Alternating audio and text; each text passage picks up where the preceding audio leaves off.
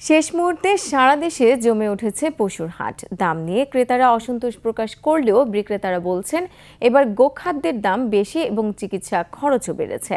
খরচের তুলনায় লাভ নয়, বরং লোকসান গুনতে হচ্ছে তাদের। প্রতিনিধিদের সহায়তায় আরও জানাচ্ছেন রত্না জামান। এবার রাজশাহীতে প্রস্তুত করা হয়েছে 4,66,196টি কোরবানির পশু, যা চাহিদার তুলনায় 1,41,218টি বেশি। রাজশাহীর ছোট বড় কয়েকটি হাট ঘুরে দেখা গেছে বাইরের ব্যবসায়ী কম থাকায় স্থানীয়রাই কোরবানির ঈদ উপলক্ষে পশু কিনছেন বেশি। নানা আকারের গরু থাকেও মাঝারি গরুর চাহিদা সবচেয়ে বেশি। খাদ্যর অনেক দাম, গরু পুষে কোনো লাভ হচ্ছে না। চাহিদা ছোটগুলোরই, বড়গুলো চাহিদা কম।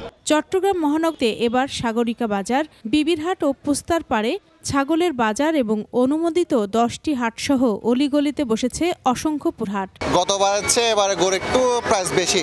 এদিকে কোরবানি পশু বেচাকেনাকে কেন্দ্র করে অপ্রীতিকর ঘটনা এড়াতে বাজার মনিটরিং ব্যবস্থা জোরদার করার কথা জানান হাটের ইজারাদার ও পুলিশ প্রশাসন। সাধারণ মানুষ যাতে নির্বিঘ্নে কেনাকাটা করে বাড়ি ফিরতে পারে, তাদের পছন্দের পশুটি কিনে বাড়ি ফিরতে পারে, সেটার একটা ব্যবস্থা করা এবং সার্বিক একটা শৃঙ্খলা ব্যবস্থা করা। কোরবানির ঈদ উপলক্ষে রাজবাড়ীতে এবছর 88,000 গবাদি পশু মোটাতাজাকরণ করা হয়েছে। 5টি উপজেলাতে মোট গবাদি পশুর হাট রয়েছে 28টি। 1,60,000 টাকা এখন দাম করতেছে, বাড়ি চলে 1,70,000 টাকা। আরে নরম, এখন তো খাদ্যের দামই হইতেছে। আসলে গরুর যে দাম, ঊর্ধ্বগতি দাম, এই দামে আসলে ক্রেতা কিনে সন্তুষ্ট লাভ করতে পারবে না। এবার নাটোরের খামারিরা চাহিদার দ্বিগুণ পশু লালন পালন করেছেন। উদ্বৃত্ত প্রায় 2.5 লাখ পশু দেশের বিভিন্ন স্থানে পাঠিয়েছেন তারা। ক্রেতাদের অভিযোগ, অন্যান্য বছরের তুলনায় এবার পশুর দাম বেশি, তবে বিক্রেতারা বলছেন উল্টো কথা। তারা দাম ছাড়তেছে না, আমরাও পড়তে হতেছে না, আমরাও কিনতেছি না। কারণ শেষ পর্যন্ত এখন যাই হোক আমাদের কিনা লাগবে।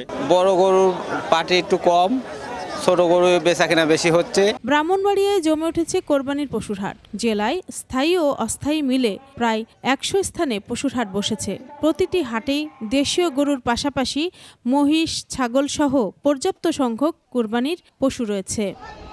ঠাকুরগাঁও জেলায় 1,32,000 গরু ও ছাগল প্রস্তুত করা হয়েছে, চাহিদা মাত্র 90,000। আর এসব পশু জেলার স্থায়ী অস্থায়ী মিলে মোট 24টি হাটে ক্রয় বিক্রয় করা হচ্ছে।